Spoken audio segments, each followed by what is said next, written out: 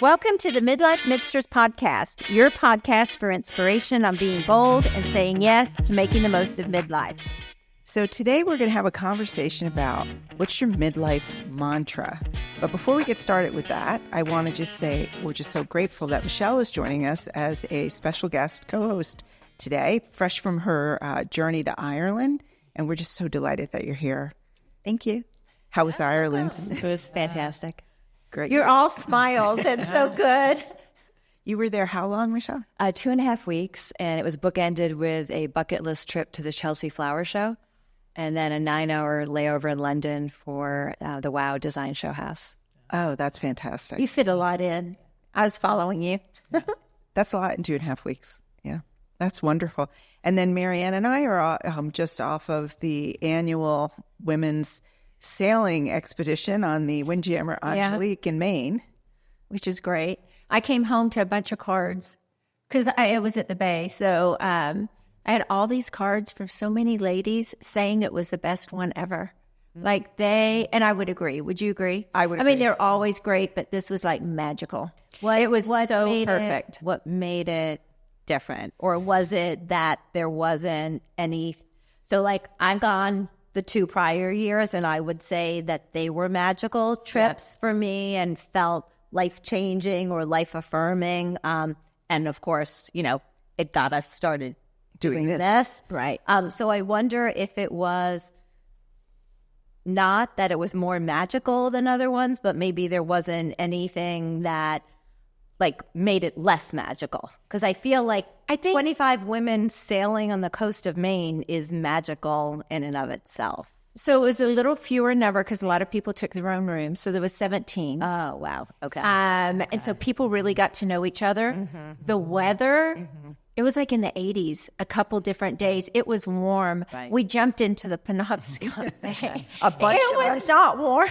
Yeah. And then we added a few other activities. I don't know. It was just so special. I think a lot of it had to do. All of them have been great, but I think also just the mix of people was a little different as well, and it brought just a different vibe in some respects. But yes, they're always magical and they're always wonderful. But I think 17 people, though. I think that point about you get to know everyone, and you don't have. I don't even want to call it cliques because that doesn't feel right, but you don't have those smaller groups. Necessarily, right? 17 people. You really, if you didn't get to know everybody in a group of 17, I think it would be noticeable. Right. You got to know everybody. Everybody jumped in and did everything together, like karaoke. I know I wasn't going to do it right away, but you did. But I did. But everybody jumped in and did everything. I mean, it was. I also think a piece of it was that we're more comfortable. So there were only 4 of us that had been on the trip before, but we've all 4 of us been on the trip every time, right? And I thought there were 8 of us the same. Really? You, me, Jean Marie, and Marie. Sean? Oh, Sean had been on once before. I'm thinking that had been on every time. Continually. And so that develops like a level of comfort. And we kind of had the routine down, which made it easier to get everybody involved in things. And so it just seemed like a very homogenous group. Like everybody was on board, and it was very fun. The jumping in the water, though, was key because like in years past, 1 or 2 people, you went in one year, Michelle, and I thought that was very brave. And this year I was like, okay, I'm going to do what you did, go from the beach. And I did, but I also jumped off the boat, and then I jumped off the boat again, and like a whole bunch of people jumped in. And Dennis said, if half of the women jump in, Dennis is the captain for those of you who've not been on the trip. If half the women jump in, then he would jump in. So we were 8 of the 17 went in, and a couple of people went in twice. So Dennis did a backflip off the boat. It was just very fun. It was cold. It was very cold. I didn't realize my muscles were slowing down as I was swimming back, and I'm a swimmer. But it was. Someone said it was 54 degrees, the water temp. I'm not sure, but that might have been. Yeah. So maybe my mantra going forward is, it's never too cold. That's a good one. To jump in the water. Do you know the other thing, and we shouldn't stay on this long, I'm sorry, we could go back on it, but to answer your question, like the majority of everyone really like dove in to being a part of everything. So Island, this was your idea. So on the lobster day, it was like castaways, Gilligan's Island characters. She was Ginger. It was just so red wig, so fun, and the country and a little bit country, a little bit rock and roll. So people, we've always had the majority of people, but people really got into it, which was a whole lot of fun. And there was line dancing. She was teaching line dancing, so there's a lot of line dancing going on as well. And we had a artist who taught us watercolor painting, which was great, really great. And we did that several times. Yeah. 3 different days. We learned to watercolor. It was wonderful. So wonderful time. So that's what we've been doing. What about you, Marla? Yeah, I know you've been up to things too.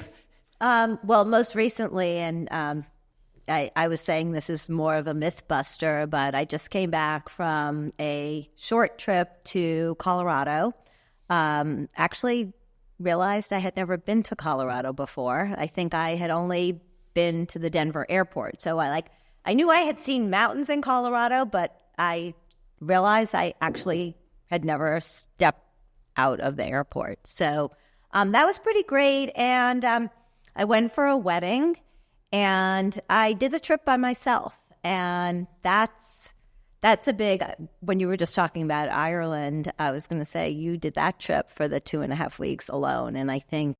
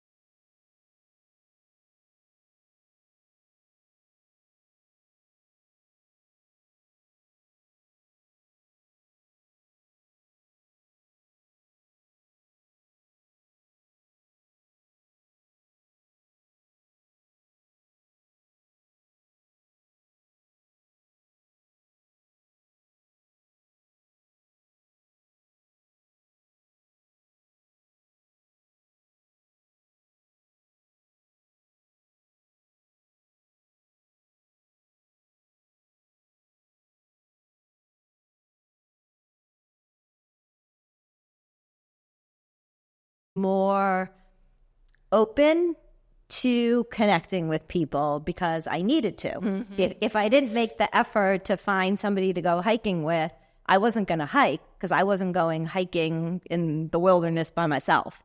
So I had to make friends, if you will. And that was another, a really big step. But then after the fact, felt like it was absolutely the right step. So those things can be rewarding. Absolutely. When you do something like that out of your comfort zone and it works, right? You grow from it, and you'll do it again. And then the crazy thing was that, I saw mantras everywhere I turned, whether it was in a store and books of mantras and meditations, or it was even, as they said, a trailhead.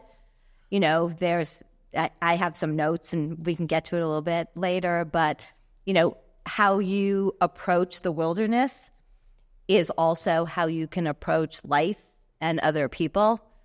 So it was a really great experience. I do have to say, Marla, what is funny about all of that is we did have a text chain going, talking about our mantras. And like I've always said something in my head since I was little, this is going to be a great day or whatever it might be. But you were like, I don't have a mantra. And it was the texts were going on like, okay, let me think what my mantra is. And then you send this picture. It's like, oh my gosh, look at this. Like, the universe is telling me. Yeah, wake up, which girl. was kind of fun. Yeah, no, very much so. It was funny. And something you just said, like, really kind of resonated with a good entree into the discussion about mantras, which is like about the wilderness, right? Because life is a wilderness. And I think I may have talked about this before in another podcast, but it's worth repeating if I did, and maybe I didn't. I'm getting old. I can't remember what I said and didn't say. And then we would remember anyway, so you're good. It's all fresh. My daughter-in-law does a lot of manifesting, and I was very intrigued by that because I don't really get like what manifesting does. I don't believe your thoughts can actually influence the universe. So I wanted to look at it, like what is manifesting and how does it work? And actually there is some real scientific reasoning behind it, which is that when you manifest, when you think about something, when you put it in the forefront of your mind, you become more aware and in tune to that thing. And so each of us gets bombarded with tons and tons and tons of data in our brains literally every second. I mean, when you think about it, you're taking in sight and sound and smell and feel, and all your senses are constantly alive and alert and pulling in data from your environment. And you can't possibly process all of that. So your mind sort of efficiently lops most of that off and focuses on what really is the task at hand, what you have programmed yourself to be focused on. And that's actually how manifesting works. Mm-hmm. When you think about something, you then make yourself more aware of the presence of things that relate to what you're trying to manifest and can plug into it. And that's kind of the same thing as a mantra, right? In the wilderness of life, if you set a mantra for how you want your life to go, you are more likely to develop, to be aware of and respond to things in your environment that relate to that mantra, but also to develop your own psychic self about that thing. So mantras can be really important, really, really important. It's mindset. It's a mindset, yeah. But there's, more to it. But there's more to it. It actually, there's a logic to it. Yeah. And so I think it's a good idea to talk about our mantras. And do you have one? And if you don't, I think Marla has a little device that can help us find one. She's got a stack over there. That's because I'm the one who said I don't have any mantras. And then I joked and said, oh, I think I found them under a pile of laundry, because actually I have a book of mantras. Oh, I'm sitting here. Mantras for awesome women. Wonderful. Every single page is a mantra. And then I have a book of affirmations for badass women that has mantras and quotes. And then I have 2 different decks of cards that have cards you pull out each day. And if it resonates, this one, raise each other up.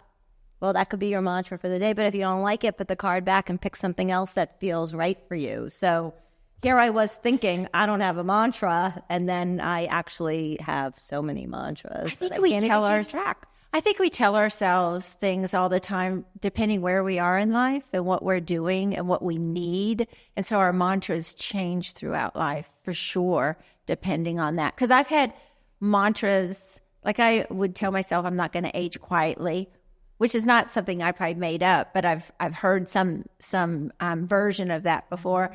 And then I end up dropping the age thing because I'm just not quiet, and I never have been. I've never lived that way. So that was one mantra. But also I have to say I've gone through periods of my life where someone in my family has been ill and sick and not well, and I've had survival mantras. I have had to embrace a mindset and a mantra in my head, going into a doctor's office or listening to bad news and telling myself it is going to be okay, going to survive this. So mantras can be all kinds of things. Usually they're light and they empower me, but also sometimes they're of comfort as well. Mm-hmm. Do you have a mantra now? Well, let me say, let me pull my deck of cards. All right, while you're reading your cards, how about you, Michelle? One that I came across recently which resonated was risk is better than regret.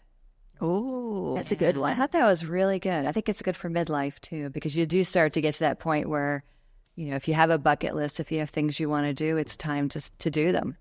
So I did have, I guess it was a mantra a couple of years ago. I don't remember if it was 2022 or 2023, but it was onward.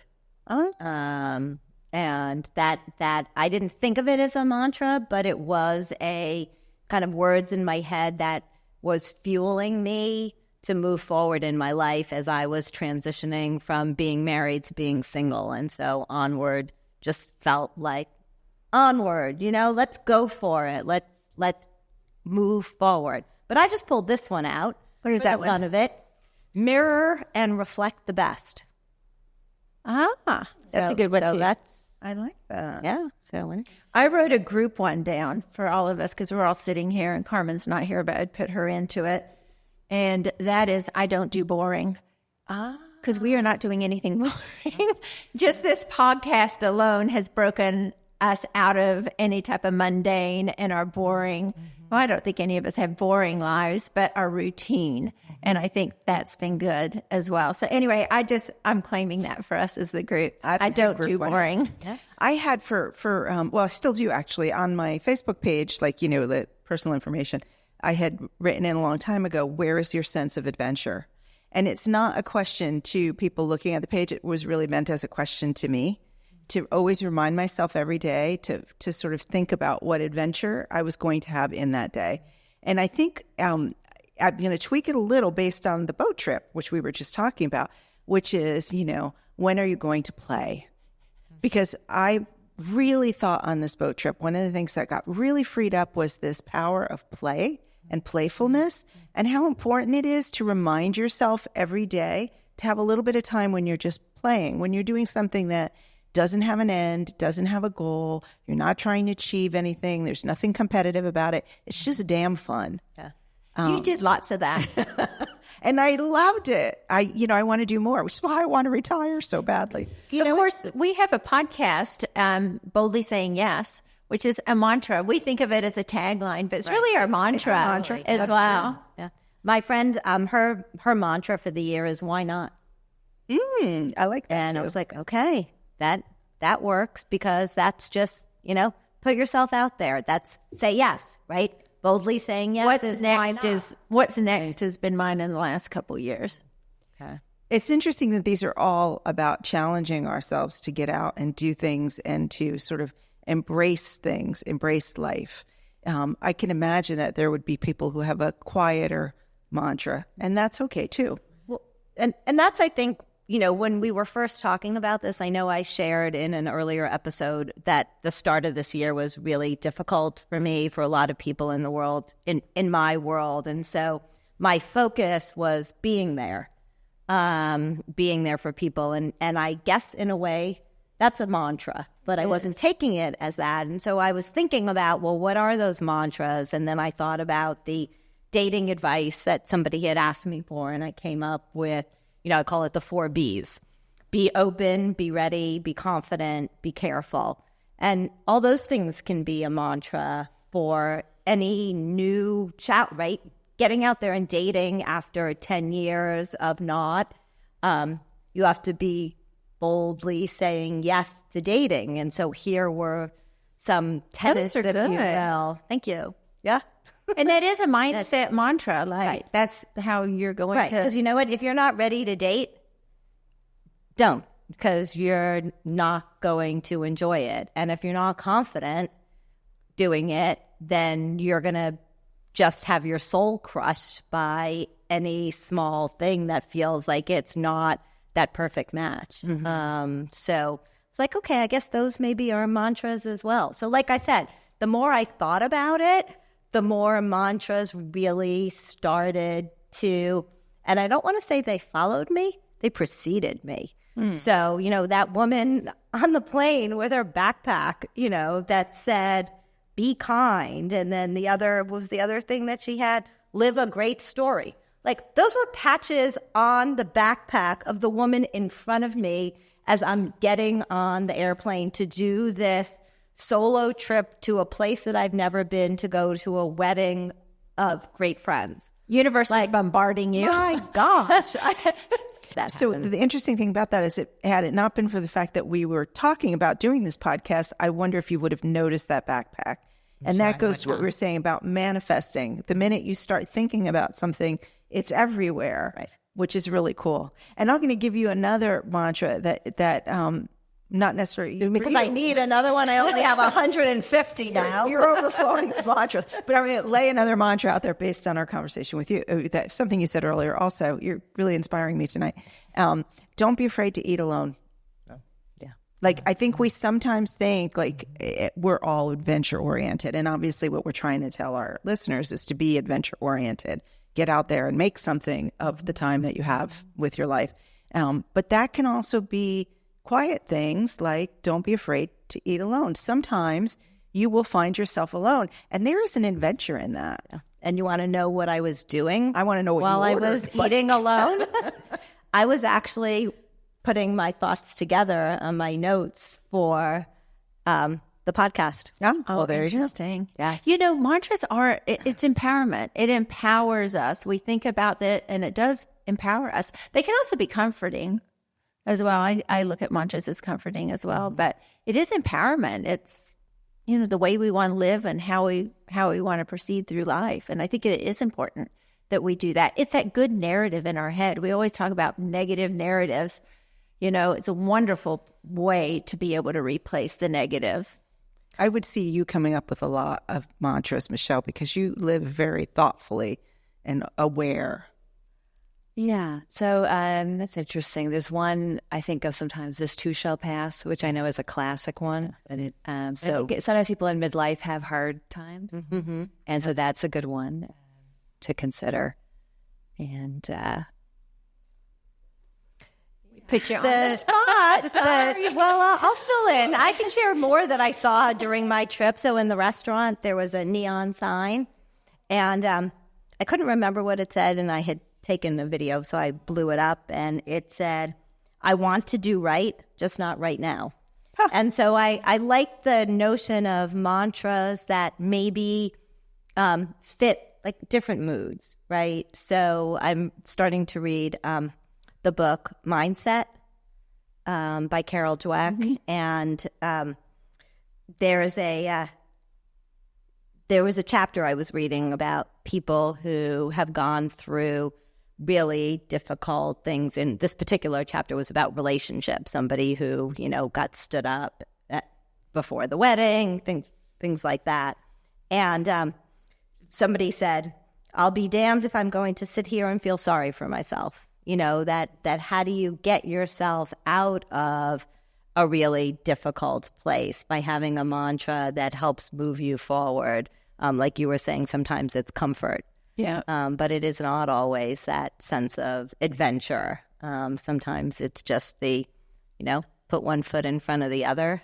And friends give mantras they give mantras to others as well in comforting or supporting somebody. Mm-hmm. I mean, I think that we can think about mantras as this really unusual thing that some people do. But in fact, I think we all do it all the time. You know, on the book, go ahead, Michelle. Okay, thanks. I've been so quiet. So I was like, two things. One is interesting to me because my husband's back home from California, but I've been living alone for so long that my ability to be in rapid conversation is diminished, which is kind of a funny observation for me. But sometimes mantras, I think, don't have to even be phrases or things. Like, I'm going to forget the name of this person who has this model where it's like, we think, we feel, we do, but we also be. So sometimes your mantra actually can just be someplace, like nature, for example, or in a city park surrounded by people, and just be in that moment. And that's another way to experience, I think. I don't know if it's like a mantra in terms of a vision how you want to be, but it's just a moment not to have to do things, just to feel. That's our pause. Turn it off. Yeah, the pause thing, which I thought about when I listened to that podcast. I thought that was a great point. And that's actually a good segue to what I was thinking a minute ago. One of the women on the boat, Lisa Asbell, who we actually had as a guest earlier on our podcast last season, she said something to me that just really resonated when we were on the boat. And as I would consider it an overarching theme for life, which is we're all spiritual beings having a human experience. And there's so much packed into that. I really had to think about that. It struck me immediately when she said it. And I said to her 3 times, that's really hitting me. And I had to really think about it and feel it and take it in, because it is a kind of a mantra, because you have to remember, you're here, your spirit is here for something, right? And you're having this human experiences with all the gifts and the downsides that it offers, but that all develops the spirit.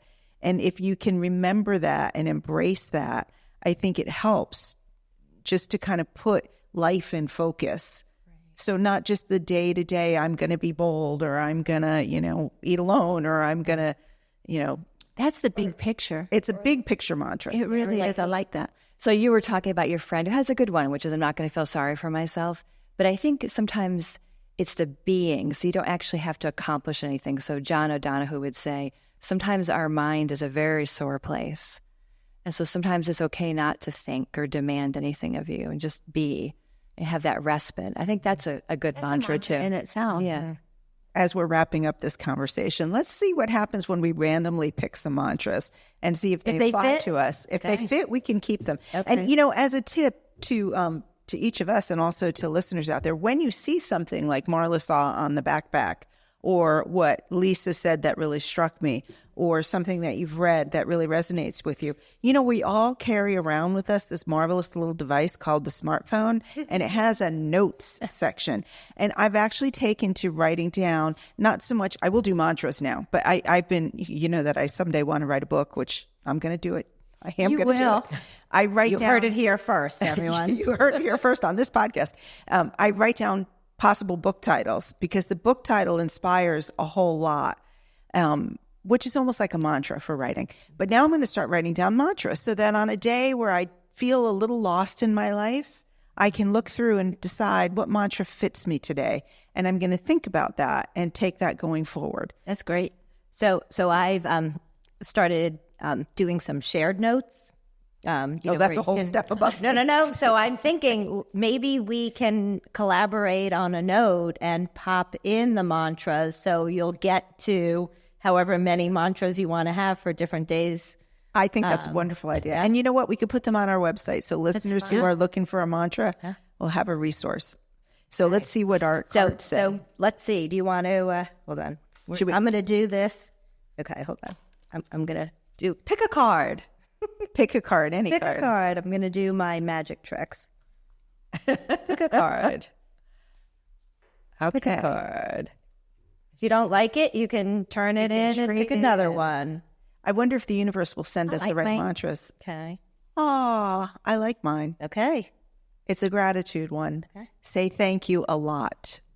And I like that. that. Reminder to be grateful. It's true. Mine is reflect on your achievements. It's a nice approach. Like, don't think about what you haven't done. Right. Acknowledge what you have. And mine is you are the artist of your canvas. Love your canvas.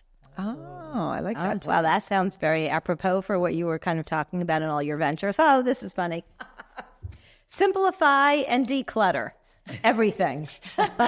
So, and for those listeners who have not listened to our episode on downsizing and decluttering, it was a great episode because I think even just this note here, simplify and declutter, and it's in a bracket, everything.